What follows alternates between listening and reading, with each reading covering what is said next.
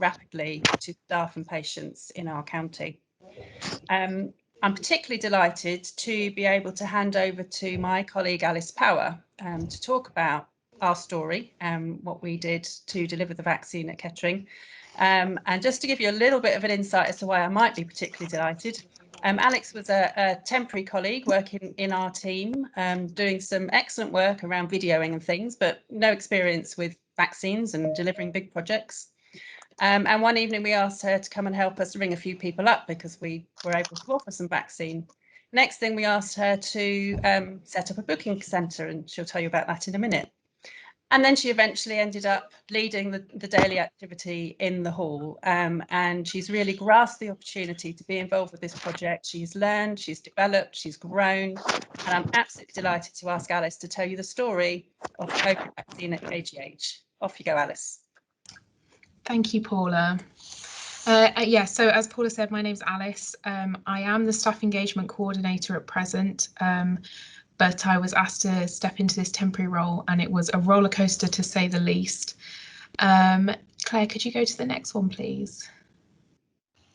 Thank you. So conversations about this project actually started in November. I think there was actually conversations in October as well.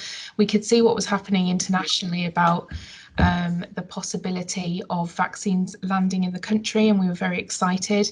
But we were continually told that we were not going to be stood up as a hub because our lovely colleagues at NGH were much more likely than we were.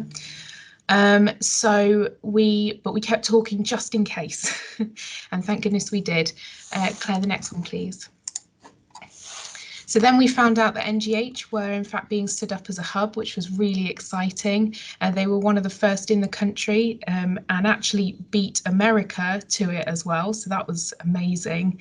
And it was a really exciting time. HR put out the expression of interest form, which was originally kind of there to try and gauge how many colleagues might like to be vaccinated, because there was a lot of bad press at the time and we were trying to work out whether people would be interested. And the overwhelming response was a yes. The government in the beginning was, I'm sure everyone remembers how strict they were about who would be vaccinated first. And our frontline healthcare staff were part of that. So we really started looking at who needed to be asked first, should we get the opportunity. And our clinically extremely vulnerable lists were top of that because we had shielding staff that had been away from us for months and we were keen to get them back. And this was certainly a pathway to get them here. And then late one Thursday afternoon, we found out that NGH were going to kindly offer us a certain amount of slots a day to vaccinate our staff, which was incredibly exciting. And we all gathered in one of the HR rooms. Paula was there, Andrew was there. It was a really small team, and we started making those initial phone calls to invite people for their vaccines. And I have to say, I don't know about the others, but I think this is one of my happiest memories of that. Those initial weeks, because those first phone calls were so emotional, so exciting. People were so grateful, and it was a real sign of the first bit of hope we had for defeating this evil virus. The next one, please, Claire.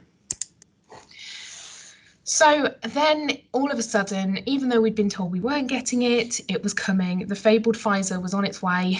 They gave us 10 days to set up at KGH, and rather helpfully, they told us 3 days before Christmas Eve. So of the 10 days, there was about 150 bank holiday days. So setting it up was no mean feat, and it took a huge amount of people. Thank you, Claire. So to get it off the ground, we needed to carry on making those phone calls. So those HR members of staff had been fitting around their day job, making these calls, and that only increased as this project started coming towards us at KGH. It was the first time I think we started feeling that real pressure to make sure that we used all the vaccines, obviously, because we needed to. And on a good day, we were making around 130 to 150 phone calls each. And so to fill all 1,000 vaccines that were going to come in that initial box was a real challenge. And it made us really think about the fact that we were going to need a dedicated team to bookings. Thank you, Claire. So to actually set up the KGH hub, it took a huge amount of people. I mean, just there is, you know, the departments that were initially involved, but I'm sure I've missed some. I'm really sorry if I have. It just took so many people working together, working over a period of time when everyone was quite tired and emotional anyway, to get this ready and make sure we were off the ground and running. Thank you, Claire. And then opening day was, to say the least, a blur. I remember bits of it. I remember it being very exciting. Everyone was really happy that it had arrived, but it was very emotional and very overwhelming for the team. I think I know a lot of people have come to me and said, you know, when I was sitting in that waiting room, I was just overcome. I was watching everyone feel this sense of hope and this achievement that we'd gotten to this point. And even more so for our shielding colleagues and shielding patients who were coming in to have their vaccine, there was a real sense of nerves and trepidation. So we had to put things in place to accommodate that. And we actually set up a fast track pathway for those colleagues and those patients to pop them in a separate pod so that they could feel a little bit more secure in the process. They had some one-on-one time with the vaccinators, and this really helped quell some of those fears. Also in response to that nervous feeling, we made quite a lot of content. Can you just go back one, Claire? Is that all right? We made a lot of content for our staff to watch the process, to make it try and make it as transparent as possible. So this video you can see there was actually filmed, edited and published by 2 p.m. on our first day, to make sure that in the coming days our staff could really see the whole process and step into it knowing what to expect. Thank you, Claire.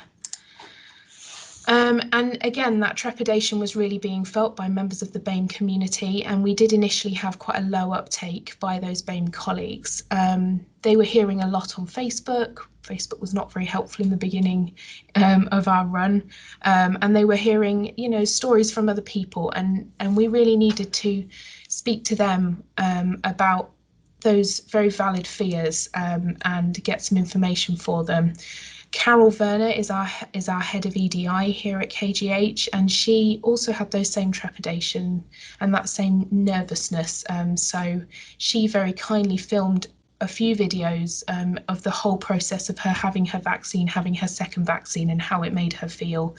And Andrew Chilton also sat down with all of quite a few of our BAME colleagues to talk about some of the myths that were coming up and some of the things that were really being talked about.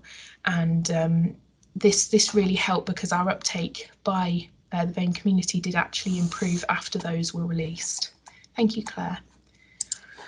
So then my favourite topic is my COVID vaccine team. My colleagues in that team were absolutely amazing. The things they did and the things they had to deal with behind the scenes were incredible. They were so diverse and so versatile.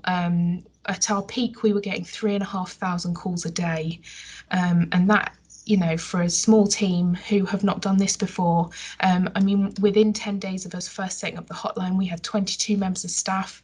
I had a count up, and by the end of the run, we'd actually had 68 members of staff helping and supporting the hotline, which was amazing. And they came from volunteering, bank partners, and the amazing members of staff from PWIC who between them set up a rota to make sure that there was 2 members of staff with us every morning and every afternoon to support the hotline, and that really helped.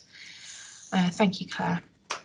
The emotional toll that it took on the team that were in there was really difficult. We were often having to say no because we were under these strict guidelines from the government as to who we could vaccinate, and our number got leaked to the public, so then we started getting a lot of phone calls from the public wanting to be vaccinated, and they were sad when we were saying no, which was quite rightly, you know, because they wanted to be vaccinated.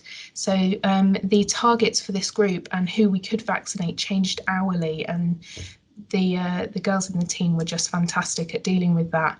They actually coined themselves the Bletchley Park Girls, because they really felt like they had such a purpose together, and it was an amazing atmosphere in there. Thank you, Claire. So I'm sure many of you saw that last week the Fab IT developers team won a Smile Award for their work over the past year, one project of which was our bookings system. And it really was a marvel, this system. What we were able to do, it evolved with us. Our requirements at the beginning were very different to our requirements by the end of it. And this team never complained about it. They just carried on, they just made it work, and they really made this system so useful. In the end, we were reporting out of it in a really different way, and they never rejected my phone calls, which was very helpful. In the end, they named our Teams chat the chat where Alice asks for things, which was incredibly apt for what we were doing. By the time we finished offering our first Pfizer COVID vaccinations, thank you, Claire, the total vaccines delivered at that point was 7,073, which was a huge amount for our little county hospital, and really, really an achievement. Thank you, Claire. Then a big piece of work started happening behind the scenes by a very small team who, in the end, because of the government kept changing their guidelines very helpfully, so they actually changed it from us delivering the second vaccine after 3 weeks, then it went to 8 weeks, and then it was 12 weeks.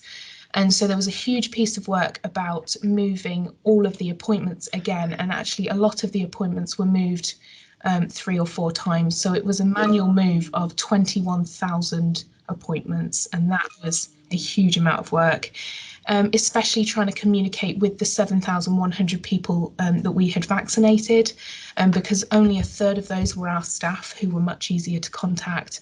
2/3 were external and patients. So it was a real task to try and make sure we'd spoken to them all about the change in their appointment.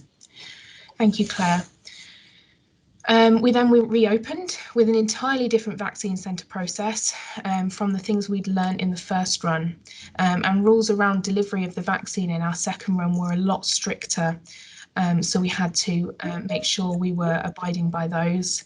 There was also a huge amount of reporting we had to do, and any progress or decisions we were making was being watched very carefully by Public Health England, so we needed to get it right. We saw quite a high rate of people not attending their appointment for multiple reasons. So the scramble at the end of the day to make sure we didn't waste any vaccines was harder that run, because we had a very limited pool that we could pull people from, because they needed to have had their first Pfizer vaccine and they needed to be in week 12. So it was very difficult. Thank you, Claire. By the time we closed on the 15th of April, we had delivered nearly 14,000 vaccines, and we had a big clap. It was a massive achievement. Thank you, Claire. And we kind of had a reflective moment where we all kind of met with some people that had been part of this process to deliver this programme. And we reflected on the fact that NGH and KGH were some of the first COVID vaccine hubs in the entire world, and I don't think that should be underestimated. I remember a few times, particularly in the rebooking process in the middle, thinking, oh God, I wish there was someone I could ask what to do next. But because it was such a new programme and we hadn't, done this before, no one in the world had really done this before, we just had to get it right first time and do it properly. Thank you, Claire. So I wanted to finish with some really interesting, I think they're interesting facts and figures. Each individual vaccine took a minimum of 20 seconds of prep time by pharmacy of reconstitution. 20 seconds times 13,000 vaccines was 77.2 hours of just reconstitution time by the pharmacy team. And that's just crazy, them standing there and, turning it over and over and over. And I think Scott's in this, and, well done to that team, because it was a lot of work. Thank you, Claire. Something we were very proud of was that we were one of very few hospitals to obtain a special PSD, which is a patient-specific direction. Which meant that we could actually vaccinate our mums who had become pregnant between the first and second vaccine. So some of these mums were really early on, they were like 4 weeks along. And if they really wanted their vaccine, it meant that they could come in, they met with a doctor, our lead nurse for occupational health, and a vaccinator before they had their vaccine, and they had a long chat with them to decide whether it was something they wanted. So that was really special. Thank you, Claire. And the last one is the personal best record set by our vaccine team was 390 vaccines delivered in 8 hours, which was a vaccine delivery rate of 1 every 42 seconds. And we did that a few times, and it was an amazing day when that happened. So thank you all so much. Thank you, Alice. That was that. I just don't know what to say. I guess it's you just go and have your vaccine, and it's amazing the amount of work and teams involved here. Before I invite any questions, thank you very much, Chris. Thanks a lot. And yeah, I mean, really proud sitting here to be part of Northamptonshire. Done amazing. I think what I will do is I see Simon's there. So Simon Weldon, he's our group CEO in the audience. I'll invite some comments from him before handing over to our guests, and then we can have vaccination related questions all together after we've heard from our guests as well. Simon, do you want to say some words before I hand over to our guests? What an amazing story that you've had to tell, Alice, and all of your team. I love the slide with all of those masked faces looking out at us, and it just gave a sense of the total team effort. Looking back on it, I guess I have a question for you. What do you feel are for you personally, are the big takeaways, and what would you like us to remember as we go into, no doubt other challenges ahead, but with the immense dedication and ingenuity and innovation that our staff showed, it made me feel like we could solve almost any problem that we could get through. But how do you feel looking back on it now and telling your story was the question I wanted to ask you. Putting together that slideshow was emotional. I think in the speed of running through it, I think we probably would do something, put it down and move on. And going back through it, I think you really realise how massive it was. And I think the big thing that we did right was constantly talking to each other. I've made friends in so many departments that I never would have had the chance to even speak to. So that was really lovely. At one point we were meeting every day, and Paula was trying to herd us together a bit like sheep because we were all so tired. And it was a beautiful thing to be a part of. And sometimes out of the greatest of misery, you can see some of the greatest of what human beings can do when they come together, and that for me was one of those examples. In response to compassionate conversations, the team in the hotline itself, they were having thousands of compassionate conversations every day. That we had a joke that we felt a bit like a GP practice, because they'd be on the phone and they'd say, well, actually now I've booked that, could you also talk to me about, I've got a bit of an earache? Or I think there was a lot of confusion as to our real function. And I also thought, just to say, I thought your presentation was, you're an amazingly talented presenter as well, as the last thing I wanted to say.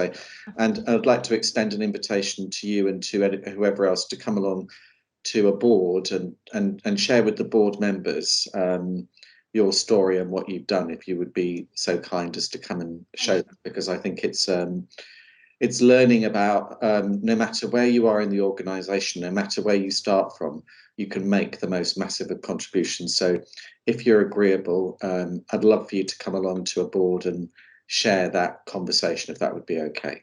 Yeah, thank you, Simon. It's a story worth telling, definitely. Thanks, Robbie. I'll hand back to you. Thank you, Simon. Thank you, Alice, Rachel, Chris, and the entire team, pharmacy, IT, HR. I mean, like whole team which was involved behind that. So absolutely brilliant. Really, thank you very much.